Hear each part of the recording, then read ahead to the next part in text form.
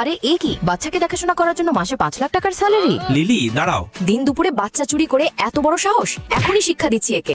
বস ওঠেন, খান সাহেব ওঠেন। খান সাহেব হয়ে বাচ্চা চুরি করতে আসছো? কোথাকার পাগল? বাবা আপনি ঠিক আছেন তো? কি বোকা লোকটা তোমার পাপা।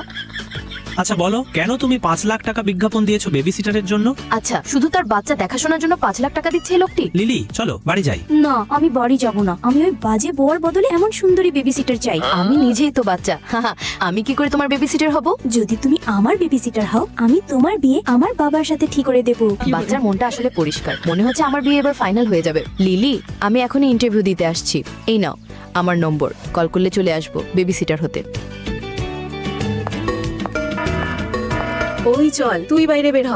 দেরি করে এসে আবার ঢং, বের হলে তুমি বের হবা। বোকা মেয়ে, আমি কিন্তু খান পরিবারের ভবিষ্যৎ বউ। সাহস কিভাবে হলো আমাকে বলার? আচ্ছা তুই ইন্টারভিউ দিতে এসেছিস, তোকে এখান থেকেই চাকরি থেকে বাদ দেওয়া হলো। বেরিয়ে যা রাইনি।